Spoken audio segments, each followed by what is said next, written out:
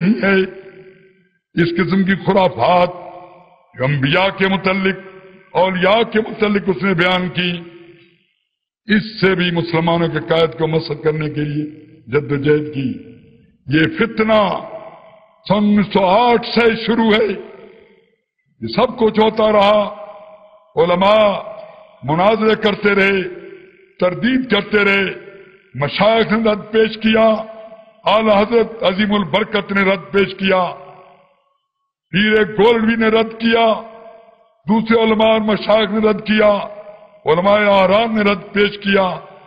یہ بات ہوتے ہوتے لیکن ان لوگوں نے سرکار دربار میں یہ اثر حاصل کر لیا تھا کہ اعلی فوجی عہدے ان کے پاس آ گئے، نیوی کے، ایئر فورس کے، آرمی کے بڑے بڑے آفیسر ان کے پاس آ گئے۔ ان کے دماغ میں یہ خلل پیدا ہوا، اس طریقے سے ہم پاکستان پہ قبضہ کر لیں۔ ایک سکیم یہ بھی آئی کہ بلوچستان کی کچھ آبادی 5-6 لاکھ ہے، یہاں پر ہم قبضہ کر لیں اور اس طریقے سے اپنے آپ کو یہاں پر مرتکز کر کے آگے پھیلیں گے۔ اسی سے دماغ خراب ہوا۔ وزیر خارجہ کا ظفر اللہ کا قائد اعظم کی نماز جنازہ نہیں پڑھی اس نے۔ جب اسے کہا گیا کہ تم نے نماز جنازہ کیوں نہیں پڑھی، اس نے جواب دیا کہ سمجھ لو ایک مسلمان نے کافر کی نماز نہیں پڑھی یا ایک کافر نے مسلمان کا جنازہ نہیں پڑھا۔ بات میں آپ کے سامنے طویل نہیں کرنا چاہتا، بتانا یہ چاہتا ہوں کہ جب 1952 کے اندر بیسک پرنسپل کمیٹی کی رپورٹ آئی، بی پی سی رپورٹ، جس کے اندر یہ چیز درج تھی کہ پاکستان کے آئین میں کتاب و سنت کی بالادستی ہوگی، کتاب و سنت کی بالادستی کے موقع پر مرزا غلام قادیانی کی امت نے اس بات پر اصرار کیا کہ قرآن کے بعد جب سنت کی بات آئے تو مرزا غلام قادیانی کی سنت کو بھی شامل کیا جائے۔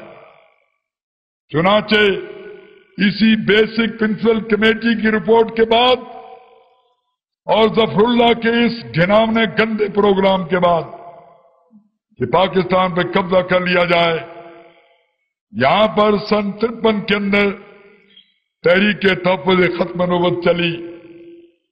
تحریک تحفظ ختم نبوت اس زور سے چلی، حکومت عاجز آ گئی اور یہاں پر ماشاءاللہ لگ گیا، کئی علماء کو شہید کر دیا گیا، گولیوں کی بوچھاڑ کی گئی، شہداء کے نام تک نہیں بتائے گئے۔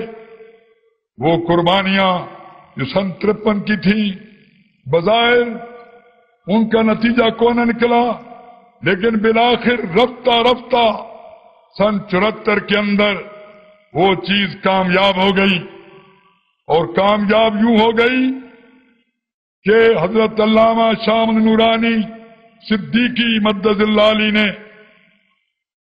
نیشنل اسمبلی کے اندر یہ ترمیم پیش کی کہ مسلمان صرف وہی ہے حضور خاتم النبیین والمرسلین صلی اللہ علیہ وسلم پر ایمان کامل رکھتا ہے، اور اس کے ساتھ ساتھ جو منکرین ختم نبوت ہیں ان کو دار اسلام سے خارج سمجھتا ہے۔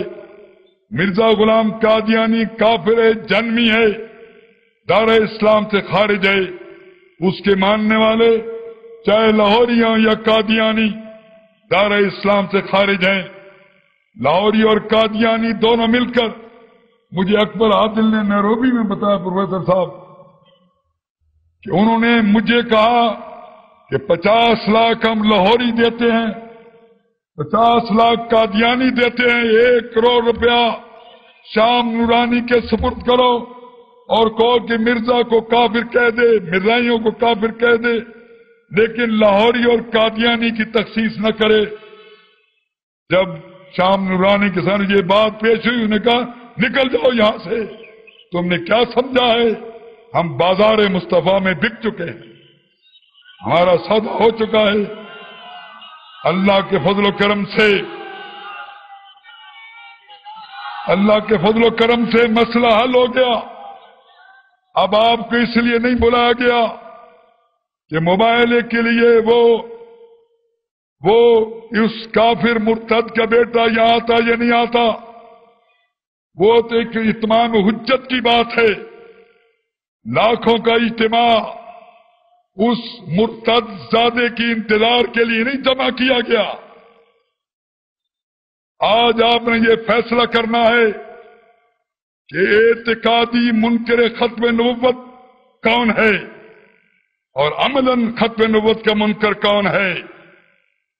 رسول اللہ صلی اللہ علیہ وسلم کی زندگی لقد کان لکم فی رسول اللہ اسوۃ حسنۃ، نبی پاک کی زندگی تمہارے لیے نمونہ کامل ہے. یہ نہیں فرمایا کہ صرف مولویوں کے نمونہ کامل ہے، یہ بھی نہیں کہا صرف سپاہیوں کے نمونہ کامل ہے، تم سب کے لیے نمونہ کامل ہے. ایک چپراسی سے لے کے صدر مملکت تک، ایک عام سپاہی سے لے کر کمانڈر ان چیف تک، ایک ان پڑھ مسلمان سے لے کر علامہ اجل عارف کامل تک، حضور کی زندگی نمونہ کامل ہے. کیونکہ حضور صدر مملکت بھی تھے، کمانڈر ان چیف بھی تھے، قاضی القضات بھی تھے، معلم بھی تھے، مدرس بھی تھے، اور آپ غریبوں کے ملجا اور ماوا، امام اور مقتدا تھے. اس لیے ختم نبوت کا معنی یہ ہے کہ تمہاری معاشرت، تمہاری تہذیب، تمہارا تمدن، تمہاری معیشت، تمہاری سیاست بھی حضور کے نقش قدم پر ہوگی. یہ نہیں ہے کہ کوئی تو غلام بن جائے روس کا، کوئی غلام بن جائے امریکہ کا، کوئی پیروکار بن جائے فرنگ کا. چنی دور آسماں کم دیدہ بادشاہ، یہ جبریل امیرا دل خراشا، یہ خوش دہرے بنا کر دنداں جا پرستد مومنو کافر تراشا.